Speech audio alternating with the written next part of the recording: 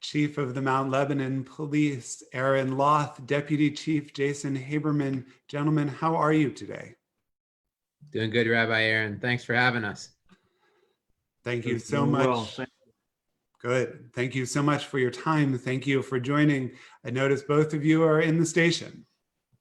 We are, yes. Yeah, we're doing okay. We put a lot of plans in place, obviously, early on to make sure that we were keeping a healthy workforce. We were making sure that we had officers available to help, to respond to calls.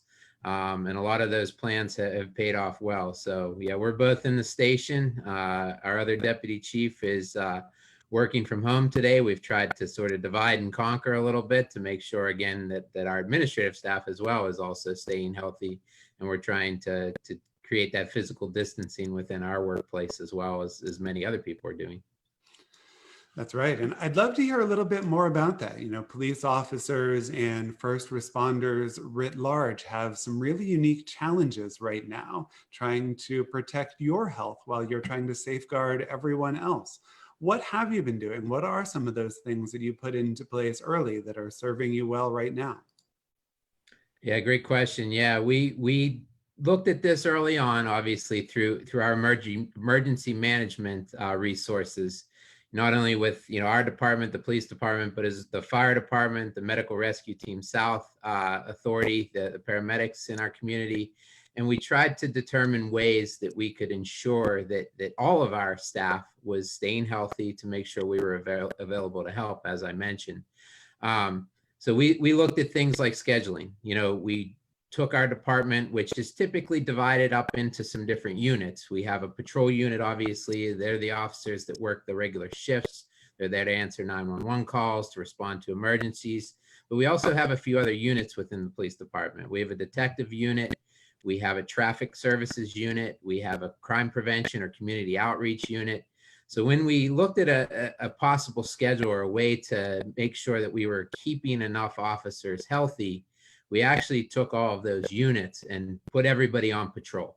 So we made sure that everybody was available to work patrol, to be able to staff the road, to be able to answer calls for service. And we divided our staff up into teams.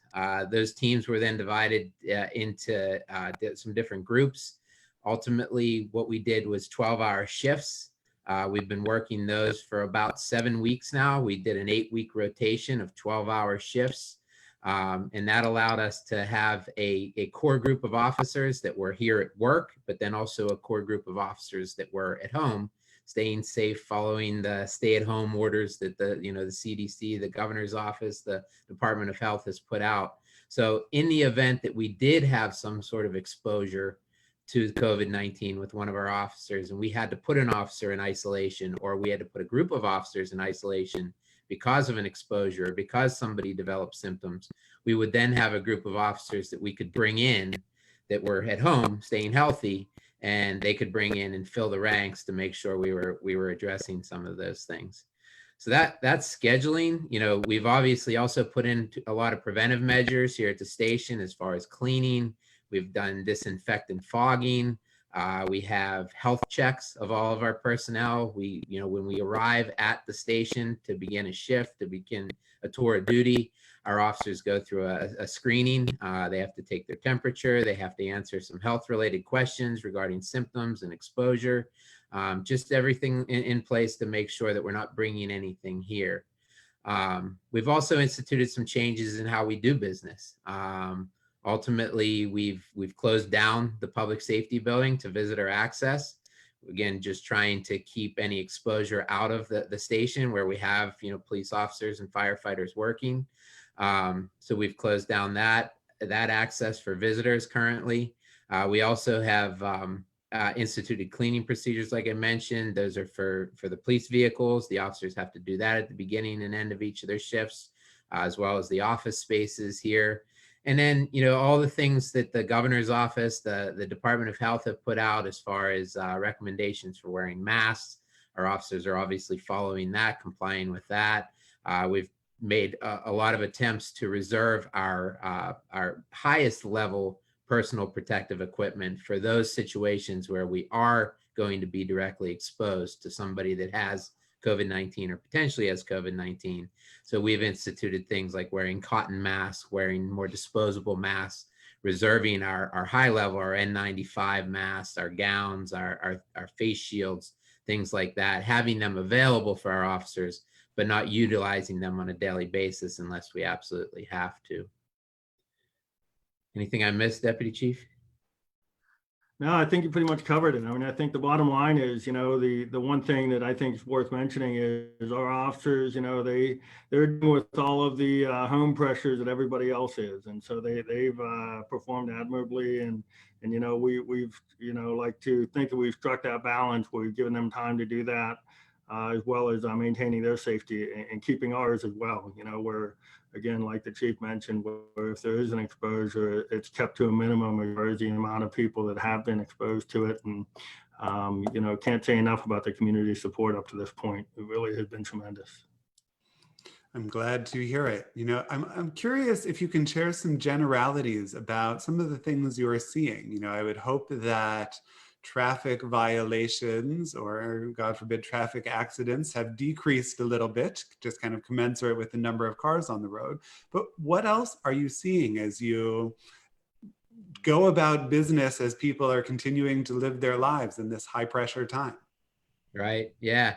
When we first started getting into the restrictions that were put in place as far as the stay-at-home orders, things along those lines, I'll be honest, coming into the office, it was every day on the way into work almost seemed like a weekend morning, where we had very little traffic, we had very little people out. It seemed like at the beginning, for a period of time, people were really strict in following the stay-at-home orders. Weather wasn't the greatest back then, still a little cold out, so it was keeping some people indoors as well. But I will say over the past several weeks, we have seen a resurgence of traffic, a resurgence of people being out and about. We know as of this Friday, with the lifting of the red phase and going to the yellow phase, people are going to be out and about more, and more people are getting back to work. So we have seen a slow resurgence, I'll say, of that, especially with the weather getting nicer outside. People are, getting a little cabin fever. They have been getting cabin fever as far as wanting to be outside, wanting to exercise, wanting to be out with their families. So, we are noticing a higher call volume than we were over the first few weeks of this particular pandemic. And it is starting to get a little bit more back to normal for us. We will be coming out of our 12-hour rotation, going back to our regular shifts, assigning our unit personnel, our detectives, our crime prevention officers will go back into their units. So we're going to start to get into a little bit more normalcy in how we operate here. Obviously still keeping all of the health measures in place, and doing that kind of stuff. But yeah, we are seeing a resurgence of calls for service coming back in. And it's, obviously our main thing and our main objective is to keep everybody safe. And, our reminders recently have been along the lines of, just being aware that more people are starting to leave their houses and starting to get back onto the roads. So for drivers out there, just be aware there's still a lot of people out at home, walking the communities, walking the streets. Please be careful when you're out driving. I know you haven't driven in a while, and hopefully all your safe driving practices haven't been forgotten. But please be aware of pedestrians. Please be aware of kids being out playing on the streets, being out in the neighborhoods. And, for pedestrians, also be cautious of vehicles. I know we have a lot of people trying to use the limited space on the sidewalks, and please be careful when you're walking. Try not to walk out into the street to go around people if you don't absolutely have to. We'd rather you walk up in the yards or the grass or areas away from the street as opposed to walking out in the street. So just we need everybody's help to make sure we continue to be safe, continue to be cautious. As that call volume increases, and as members of the public are calling you more or finding you more as they're starting to drive around a bit more, what would you ask? What should we expect from the officers we're encountering? And what would you ask from us to help keep you safe? Sure. Yeah, great question. Obviously, all the measures as far as social distancing are still in effect. The wearing masks is still in effect. We're still attempting to limit exposure to our officers as well as community members in case one of our officers happens to be asymptomatic, but be have the virus. So we're going to continue to observe those recommendations of the Department of Health, the CDC, as far as those social distancing guidelines go. We're going to still continue to attempt to handle calls for service by phone whenever it's appropriate and possible, rather than showing up at somebody's house if we don't absolutely need to, just again, to eliminate some of that exposure. So you'll continue to see officers returning phone calls as opposed to coming to your residence. Also on things like traffic stops, typically, you would expect on a traffic stop, an officer is going to ask for your documents, your driver's license, your registration card, your insurance card. It may be that you will just be showing those to the officer. It may be that the officer will just write down some information in a notebook and then go back to his police car and verify some of that information using the in-car computer system that we have. So we're going to try to limit, again, some of that exposure by maintaining our distance, maybe not exchanging documents, doing that kind of stuff, and handling calls by phone whenever we can. The one thing worth mentioning too, I think that people should be mindful of that we've talked about is, unfortunately, there are some that will try and take advantage of this terrible situation. And the one thing that we tried to do is stay ahead of that as best we can. And so the one thing we would encourage is if there are anything that, whether it's email or something suspicious that you're not aware of, again, that somebody may try and exploit, whether it's something from, whether it's the CDC or the state or the unemployment office or the typical things that now are being utilized a lot more that haven't been used so much in the past. And you need to vet that out, please. These are the kind of things we want to hear about. We've started to see a few just fraudulent use type things, but nothing that we can pinpoint or anything, specific that we could really put out there to be aware of. But just really, if there's anything you see that you want us to know about, please send it up, let us know about it. Like the chief mentioned, our detectives are still working now and will continue to be and making sure that we're staying ahead of this. But unfortunately, we know as crime trends go, it sort of adapts with the times that we live in. And we know that those are coming if they're not here already, and some of the things that we're going to see. So really make sure that you're, don't be afraid to report anything. Again, whether it's a phone call from an officer that you get back, or we'll respond, and we're very responsive to email inquiries, or really however you want to contact us, we're here for you. And really those are the kind of things we really want to see as this thing progresses and as we see how this plays out over the next few months. Yeah, and as a general guideline, if somebody's attempting to solicit information from you, whether it be by phone, whether it be by email, whether it be click on this website, if it's unsolicited, if it's somebody just reaching out and asking for your information, avoid it. Usually if you're going to get involved in a situation like that, it will be somebody that you will be contacting, or it will be somebody that you've initiated that contact. Be very careful of that unsolicited type request for information. And, just the general analogy, if it sounds too good to be true, it probably is. You haven't won the lottery in some foreign country. I can guarantee you that.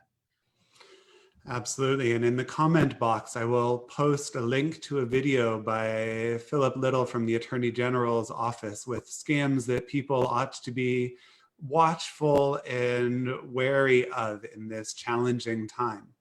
Gentlemen, I'm curious if you've been asked to respond to violations and when people are not following the governor's stay-at-home order. Is that something that you have been tasked with intervening in, or is that something that people have been doing a pretty good job with? Overall, I'll say people have been doing a pretty good job, but yes, we have received calls, a lot of calls related to social distancing, some calls related to people not wearing masks in the appropriate situations, like when they enter a grocery store or a place of business that has been open recently. So yeah, we have been called to address some of those. Mostly what our officers have been able to do, or ways that they've been successful in handling those types of situations, is through education, through warnings. Early on with the social distancing, that was a big part of what we did, was educating the public about why it was important, and what they needed to do and what our expectations were of them. So, it has been a lot of those kind of things. I will say one of our probably more regular calls for service is related to closures of certain areas. And that's been, the fields, all of our sport fields, athletic fields, the turf fields down on Cedar Boulevard, our sport courts, our tennis courts, our basketball courts, any of those, and our playgrounds. All of those areas are closed currently, and they will remain closed through the yellow phase. It probably, based on information that we're currently hearing, it will probably be during the green phase that we'll start to recognize the reopening of some of those areas. So we have, the parks have remained open. You can walk through a park, you can walk through a sidewalk, by all means, continue to get out and get exercise and walk with your family. But those particular areas, the fields, the courts, and the playgrounds, are still closed and will remain closed even through the yellow phase. And I think that's important to mention, because I think that there may be a misunderstanding that the yellow phase means that those areas will immediately reopen, and that's not the case yet. Tomorrow we are scheduled to enter the yellow phase, and I'm curious, right, this is a societal collective team effort as we move from red phase to yellow phase, hopefully, although not likely soon, to green phase. What suggestions, what advice, what additional things should people be on the lookout for to keep themselves and others safe? I think, like I mentioned earlier, we are going to see more people out, even though some of those areas still remain closed, even though there are some restrictions still in place in the yellow phase. We're going to see more people out and about. So just collectively as a community, we need to make sure that we're paying attention to one another.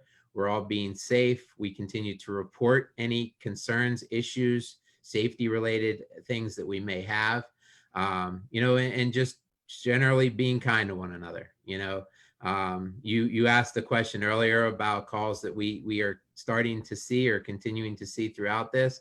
Unfortunately, that those types of calls have been disputes, whether they're disputes amongst family members, whether they're disputes amongst neighbors, whether they're just generally disputes in the community. We're all living in challenging times right now. We get it. People are stressed out. Anxiety is high. But we just need to remember that this is something that we're all dealing with, that we're all going through. And please just keep that in the back of your mind, that there's a lot of things that people are dealing with right now. And please be kind to one another. And hopefully it will lead to resolutions where we don't have to get involved. And even though we want you to call us and we're there to protect you, hopefully a lot of situations can be worked out by just being kind to one another.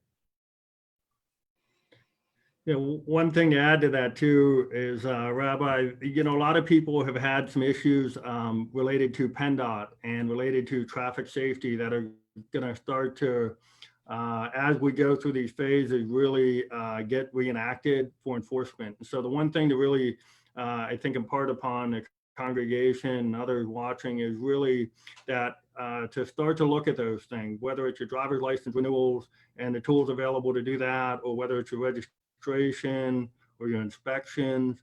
This is a time to really start to think about those things and anything else you have to get on top of, because as the guidance we have now, June 30th is when some of those things are going to start to come back into play where on the enforcement side. And so it really gives a small window to have everybody sort of get on top of those things. So this is, as we move through these phases, those things are going to become more and more important for everybody.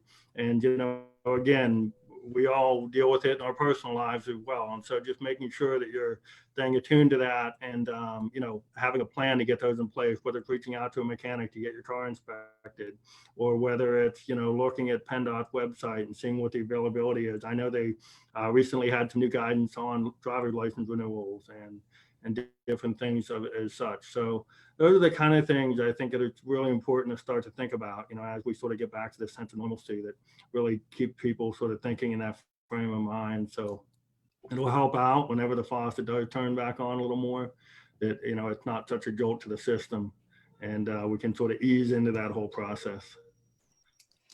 Absolutely. Deputy Chief Haberman, Chief Lauth, thank you so much for your time, for everything you are doing to keep yourself and the community safe, and everything that you do for Temple Emmanuel. Thank you both. Thank you, Rabbi. Again, thanks for having us. We really enjoyed being part of this.